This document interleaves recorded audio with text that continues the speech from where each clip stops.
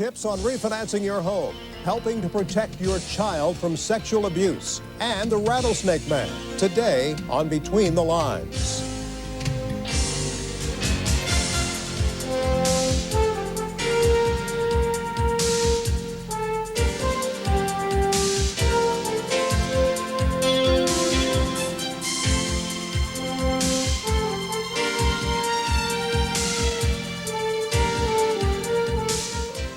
Good morning, I'm Dave Michaels. Many homeowners are taking advantage of today's low interest rates by refinancing their home. There are some important things to know about refinancing in order to get the best deal. Karen Duva has some tips which could help you decide if refinancing is for you. Spring is here. Doing any spring cleaning? How about getting your financial house in order? Today's low interest rates are luring many homeowners to consider refinancing. But how do you know if you're a good candidate? Really, we can only look at rates in hindsight, but let's face it, right now with interest rates at 9.5% with no loan discount fees, 9% with two loan discount fees, 2%, now is a great window that anyone with an interest rate of 10.5% or higher can take advantage of. There are two rules of thumb you can use to decide whether to refinance. First, current interest rates should be at least 1.5 to 2 percentage points lower than your existing rate. If you have an adjustable rate mortgage, now could be the time for you to switch to a fixed rate. Secondly, you should plan to stay in the house for at least 2 more years. Why? It will take at least that long for you to recover the cost of refinancing. The thing to remember is that refinancing there is a new loan. To refinance is to get a new loan to pay off an old loan. So there is going to be a cost involved. Just how much can you expect to pay? Lenders advise shopping around to compare costs, just like you would when shopping for any other item. The first thing is to shop the interest rates. Talk to several different lenders. Understand what are the costs involved, and make sure that they ask each lender with whom they shop to quote total cost, closing cost, loan discount fees, and so forth. And this could be done very easily by requesting a good faith estimate. This good faith estimate will itemize each and every line item of cost. There are 2 major costs involved: points, sometimes called loan discount fees, and closing costs. A point is actually the advanced payment of interest. 1 point is equal to 1% of the loan amount. The closing costs include fees for title search and insurance, appraisal, survey, application fee, legal charges, loan origination fee, and the cost of document preparation. Overall, you can expect total closing costs to run approximately 3% of the amount borrowed. For an $80,000 mortgage at 9% with 1 point, you will pay $800 in points and approximately $2,400 in closing costs for a total cost of $3,200 to refinance. Why go to all this expense? Because you can save in the long run. And see the monthly payments going from $700 to about $500. So that's going to be the biggest difference, I think. The immediate gratification. Immediate? Yes. But at a difference of $200 a month, Dee Dee will save over the long term, too, a total of $2,400 next year. Dee Dee works in the mortgage business, so she may be less apprehensive than most, but if you think you can benefit, it's worth it to investigate the possibilities. For a 30-year, $80,000 mortgage at 12%, your monthly payment will be approximately $836. At 9.5% interest, the payment drops to approximately $695, a monthly savings of almost $141, or $1,700 a year. If you really want to save over the long term, try switching to a 15-year loan at a lower interest rate. The same $80,000 mortgage at 9.5% for 15 years has essentially the same monthly payment as our original mortgage at 12%, but your home will be paid off in half the time. The difference is in the amount of interest you pay. The 15-year mortgage saves you more than $150,000 in interest over the life of the loan. It's up to you whether you prefer your savings monthly or over a period of years. The money you save can be used perhaps to pay off a credit card with a high interest rate or for other worthwhile causes. I'm going to get a new car. Still to come in Between the Lines. rattlesnake hunting.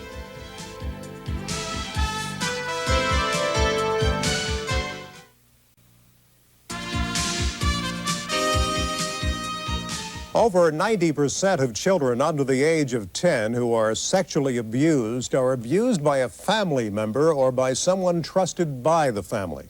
Karen Duva recently spoke with author, therapist, and professor Dr. Barbara Polland about preventing your child from being a victim of sexual abuse. First of all, Barbara, I want to say we didn't dress like this. We have to let our viewers know that we didn't plan this. It seems like it happens almost every week.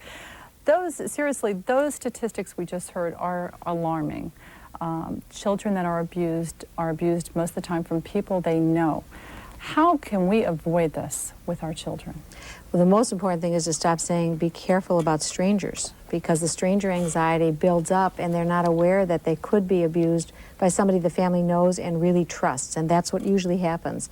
So we just need the awareness that your body belongs to you and no one has the right to ask you to touch them or to touch you, that's not okay in ways that aren't right, particularly with your private parts. Do you think that parents are probably a little bit more paranoid nowadays since it's come out more and people are talking about it and children are admitting that these things are happening to them? Well, I think that's the gift that came out of the sorrow of the McMartin case. It was no longer a secret that no one talked about. People really know now that this does happen. And it doesn't matter if I'm addressing a group of 6 people or 1,000 people, there is always a percentage of people in the audience that have been sexually molested. Now, your approach in dealing with this is to talk to children while they're in the high chair. Start as young as that age. Tell us about that. Well, of course, the child in the high chair, we're not talking about sexual molestation, but what we're doing is empowering the child in terms of taking charge of their own body. If you watch children in a restaurant, the parents are trying to shove food in the child's mouth. Child has perfectly good finger dexterity, but the parent's feeding the child closes their lips real tight, then you'll see the child turn their head to the side. Then, if the parent doesn't stop, eventually the child will spit the food right at the parent. In other words, they're trying to say, this is my body, why are you doing this? If I wanted it, I'd take it. They could pick it up themselves.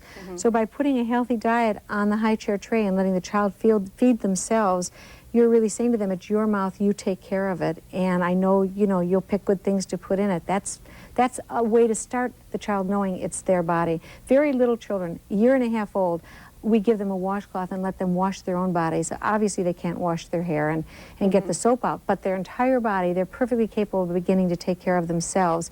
And that means babysitters, relatives, no one else has to wash them. They could do it themselves. Speaking of the body, what is your theory as far as naming parts of the body? Use the right names, the real names. I think that's really important, and there really isn't any reason not to. Okay. You also talk about playing doctor. Now, I never played doctor when I was a kid because I'm still afraid of doctors. That wasn't one of my favorite games. But you talk about playing doctor with your child, and that's interesting. I've never heard that before. Well, I designed that because I think if we preach at children about be careful and people might touch you in ways they shouldn't or want you to do things that you shouldn't, oh, here she goes again, in one ear, out the other, and it never pauses in the middle. But if we say, let's play doctor and I'll be the patient. There's nothing kids love more than to have you lie down and be their patient. But then you say real casually the ground rule, I'll be the patient as long as you don't touch my private parts. You can't find a child who doesn't say, what are your private parts? Unfortunately, most of the literature says it's everything underneath the bathing suit. So if somebody approaches a child, and I've worked with many children who've been approached with oral sex, they don't realize that their mouth is a private part. So I tell children my private parts are every entry into my body, my eyes, my ears, my nose, my mouth, my vagina, my anus, because when kids play doctor, we really don't want them poking in each other's ears, and we certainly don't want somebody to come at them about oral sex. Therefore, we model it. Now, guarantee the minute you start playing doctor, the child is going to touch one of the things that you identified as a private part. So, for instance, if the child then touches my breast, I say, oh, I don't want to be the patient anymore, but I'll do it another day. Do you want to be the patient now? They'll say, no, we want you to. Why don't you stay? We're playing doctor. I say, well, you touched my breast, and that's a private part, so I'm not going to be the patient anymore. I don't get punitive. I don't get angry. I just stop. What I'm doing is modeling for the children. This is how they can take care of their bodies. This is how I take care of my body. But I'm not preaching. So it's these simple things we're talking about. We don't want to scare the child. I mean, you hear so many stories, and I just think that maybe parents are sitting their kids down and just telling them these horror stories that, maybe they don't need to hear it at this young of an age. Well, I would rather err on the side of a child being somewhat fearful than completely unaware and a perfect victim, because they'll comply. They don't know any better. And when children hear that adults, even adults you really like, could be weird and want to do things they shouldn't, Right. kids are fascinated over the idea and really ask questions. They say, oh, that's sick, or they shouldn't do that. But these are aware children, and they won't be easy prey. And they won't live to be paranoid either. They'll just be more aware. Maybe a little healthy paranoia is all right. Okay. You have also in your book family safety rules, which I think is important. You want to just describe to us how a family could incorporate this into their household. Well, those rules have to do with sexual abuse, but also with a lot of other things. And I suggest that it be Xeroxed out of the book and put right on the refrigerator. So any visitor, relative, friend, neighbor visiting the home, right there on the refrigerator is the whole list of rules in this family. And it includes things about no one has the right to ask you to touch them or to touch you in your private parts, etc. But there's many other rules in there also. This really leads to an awareness, and people aren't going to want to fool around. I'll read a couple of these. Always let a responsible adult know where you are. If you change plans, call home and let someone know. If you feel you are in danger, act on it. It is better to be safe than sorry. Of course, that's very good. How can you reassure a child to come to you as a parent if they have been abused? You know, a lot of times when they are abused, they are threatened by the abuser, and they're not going to come to the parent because they're afraid of what the abuser had told them. So what do you suggest? Yeah, and that is, a pedophile works by saying, if you tell anyone you'll get in trouble. They might even threaten, I'll kill your parents, right. Terrorizing children.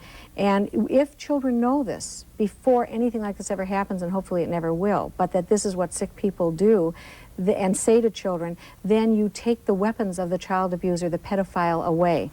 And you can assure your children that you can tell me whatever you want to tell me. An autocratic family where a child always has to be obedient and is afraid that they did something wrong and can never come forward because they're going to get so severely punished, that's an endangered child. And the pedophile is going to win in that situation. So I think we really have to look at how we interact with our children, and do we have a safe environment for them to say, I didn't do so well at school today. Well, everybody has off days. I have off days at work. Right. What are the signs to look for? I think, Karen, there isn't any one particular sign. There's kind of a combination. But, if you have a child that loves to eat and suddenly shuts down and stops eating, it's possible that child is about to get sick. It's also possible the child's trying to tell you something, and you want to give it a little time. You want to take a look. You want to see what is the out of sync and unusual behavior. Sometimes it's a combination of a number of behaviors. Well, the reason why I'm asking this is because since most abusers are people that you know in the family, it's just you wouldn't think of what to really look for. And I think that's what's on the question of a lot of parents is like, well, if it's not, we know my child has not been around a stranger, so right. What do we look for? Well, when children have been sexually violated, you recognize the behavior. They're afraid to be around the person that violated them. There oftentimes are behaviors, but also I think the open family forum, talking right at the dinner table, oh, I heard this story and of course you don't want to terrorize children with a story that's too hideous, but thinking of the age and stage of the children, I heard this story about something that happened over at the bowling alley, and gosh, I was trying to think what I would do in that situation, and then let the people around the table brainstorm about how they would handle it, so the children all have ideas, but it's an open family forum. It's not a private conversation between a mother and one child, so that there's almost a secretive part to this whole idea that there's sexual abuse of children. Then if the child's approached by a family member, they can say, hey, we talked about that at dinner, remember? It's not okay to do that. You can't touch me there. We're really giving everybody permission to take care of their own bodies, right out loud in front of everybody else. Real quick, because we've run out of time, is the problem getting better? Do you see in your counseling, and do you see parents becoming more aware, and do you see a little bit more of a Well, what I'm finding is that there's a number of children's centers that are wanting to work on this issue, like the Downtown Child Development Center here, and they're doing curriculum that empowers children to make them feel safer and stronger about themselves. So I think our awareness post-McMartin has really brought a lot of curriculum. The problem is not going away. but maybe children are getting stronger, and that's what we can hope. Well, we really appreciate you coming by. Obviously, this isn't near enough time to talk about a subject this serious. Your book, Guideposts for Growing Up, viewers can write to us to find out how to get a copy of this book, but you've authored a couple other books that are in the bookstore. Feelings Inside You and Out Loud Too, and Grandma and Grandpa Are Special People. Okay. And those are in trade Those- bookstores now. Okay, but this book, you have to write to us to find out how to get it. Thank you so much, Dr. Barbara Polland, professor at California State University in the Early Childhood Department and also in private practice in California, and creator of the Childhood Creativity Curriculum, easy to say, used at Atlanta's Downtown Child Development Center. Thanks for coming by today. Good to be here. Stay with us. We'll have more Between the Lines right after this.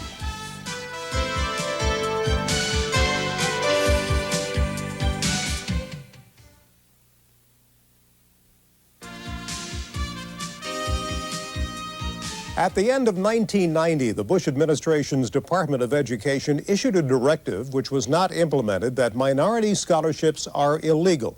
Presently, some colleges and universities fear that if they set aside scholarships for minority students, they'll be in jeopardy of losing federal aid. Anything that sends a signal of decreased support for minority education at any level is the wrong signal at the wrong time. America needs every child, including every black child and every poor child, to be as educated as they can be. If we're going to compete with the growing Japanese economic threat and with a unifying European community, so it's the wrong signal. I think that our kids are going to demand our almost total and complete devotion. And what I mean is that we have to consider them precious, that they are really at risk, particularly in the inner city, because of the family structures there as well as the poverty, and that they need help from outside, both public health in terms of programs, early childhood education, parenting programs. They need mentors. They need all that we can possibly give them to help make it through very difficult circumstances. We were actually back in 1857 at the year of Dred Scott, because when the administration in the personage of Michael Williams says, we cannot spend public money for race-specific scholarships, are not people of color citizens of this republic? Do you and I not pay taxes?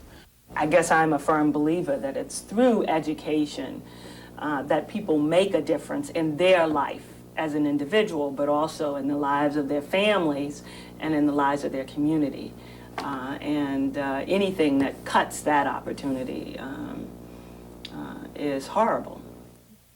As people grow older, the chances for illness increases, as do the odds they will need to take some medicine. But as we hear in this report from Doris McMillan, doctors and patients need to keep a close eye on prescription and over-the-counter drugs. When it comes to old age and sickness, sometimes the treatment is the problem. A patient who is elderly might experience confusion or tiredness or depression or forgetfulness, and this may be the result of a medication side effect.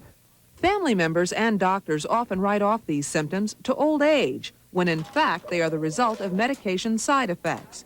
It is not uncommon for older people to be taking 7 to 10 different medications. And then once we start to prescribe one drug after another in too high a dosage, given too frequently, that's when all sorts of problems can arise. The problem is that many older people see more than one doctor, and they don't always tell each one about their medicine. Somebody needs to be in charge. And ideally, this would be the family physician. Or if the main problem is a heart problem and the cardiologist is the one that you see most, then the cardiologist needs to be in charge.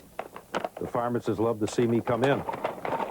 Patients may want to take all of their medications to each doctor, and that includes over-the-counter drugs. But once on a medication, in many cases, that does not mean that you need to continue that medication indefinitely. And as people age, the dosage may need to change. Higher fat levels and reduced kidney and liver function affects the way drugs act in older bodies. If too much of a drug is given too often, then there's accumulation. And as a result, An exaggerated response may occur in terms of lowering pressure, in terms of altering heart function. Experts say another problem is that the drug companies don't do enough testing on older patients. It becomes extremely expensive to test for the minimum effective dose. And as many as half the nation's elderly fail to take their medications properly. The best way to make sure older patients get the right medicine is for family members, doctors, and patients themselves to work together. This month's TBS Super Teacher is Beverly Ball. Her first graders at Johnston Elementary School in Cherokee County, Georgia, can always look forward to special activities that make learning fun. Karen Ammons has the story. Okay, the first thing we're going to have to do. These first grade students at Johnston Elementary School in Cherokee County seem to never have a dull moment. Their teacher, Beverly Ball, sees to that. I always have a lot of things, different things going on in the classroom. The way that the classroom is arranged, the kids move around a lot, which I think shows their energy and mine too, that they need to be moving rather than sitting in their desk. She's a very caring person. She does so much that's above and beyond what's necessary to do. She is very creative in everything that she does, and so I think that those qualities, those very caring feelings about all of her students, make her an outstanding teacher. Mrs. Ball finds it necessary to teach more than just the 1, 2, 3s and ABCs. Instead, she weaves special activities into the basics, and that makes for a well-rounded group of first graders. Why are you making the baskets? For this sort of like a hospital nearby here, and we're making them for some sick people that don't have any husbands or wives, some old people that needs to take care of. Giving baskets to a Woodstock, Georgia nursing home is typical of the activities Mrs. Ball plans for her students outside of the classroom. While learning arts and crafts common to most first graders, they also learn compassion for the community. I think to be a super teacher, you have to convey to the children that that you love them, that you care for them, and through different methods. It doesn't have to be a lot of extra projects or things. Those are things that I like to do myself. But different projects like this dinosaur activity prove to be effective. 2, 3, 4, 5. The students learn how to measure and have fun while doing it. The satisfaction that I receive might be unnoticed by other people that aren't teachers. The little things, their excitement for learning, the smiles, the hugs, the kisses, the love letters that the kids give, just all of those things. Still ahead on Between the Lines, one man's search for the rattlesnake.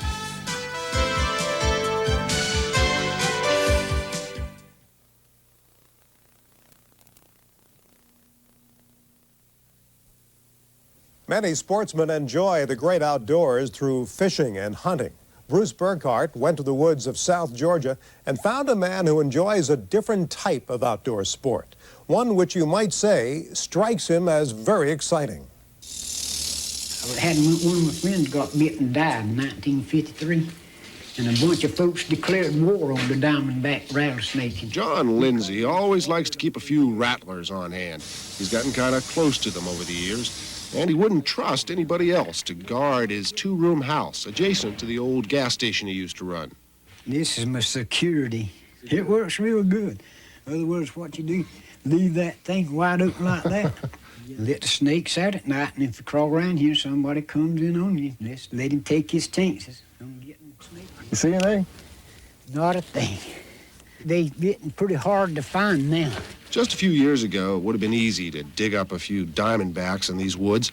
Now they're a lot more scarce, and so are a lot of the non-poisonous snakes, and that makes John Lindsay sad. He's about a third of what there was 10 years ago. It's kind of a shame, isn't it? To me, it is. One of the all-time champs at winning rattlesnake roundups in these parts, Lindsay now knows it's those same roundups that have so depleted the snake population.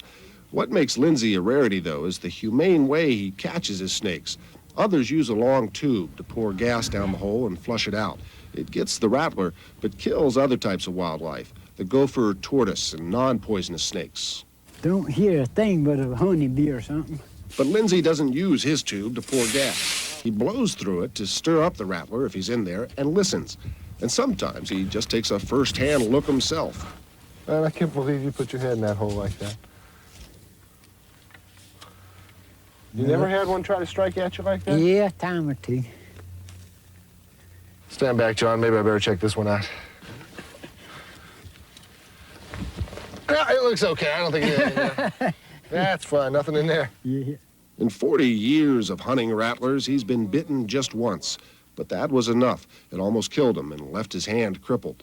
Repercussions, kidney failure, ulcers, hernias. I think everything that follows a snake bite. I don't believe I'm going to get him struck. They ain't mad today. In the front room of his old gas station, Lindsay keeps some of his snakes, poisonous and non-poisonous, a water moccasin here, and over here an eastern hognose. He won't bite you. He'll pretend like he's going to bite you, but he won't.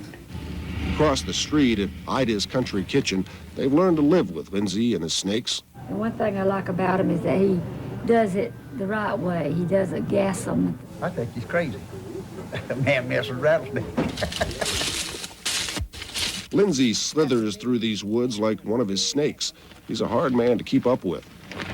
I'm not holding you up, am I, John? No, I got plenty of time.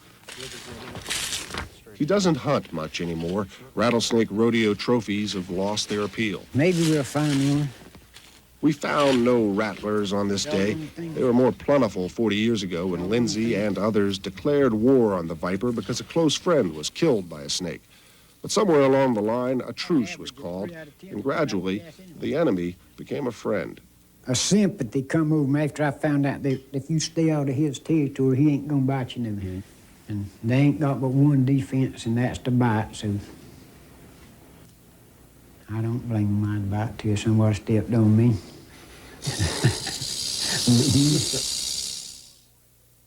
For more information on anything you've seen on Between the Lines, write to us at 1050 Techwood Drive, Northwest, Atlanta, Georgia, 30318. We close our show with some works of art which were recently displayed at the Abstein Gallery in Atlanta. The gallery exhibits the work of 75 local and regional artists. Thanks for sharing your morning with us. I'm Dave Michaels. Join us next week for more Between the Lines.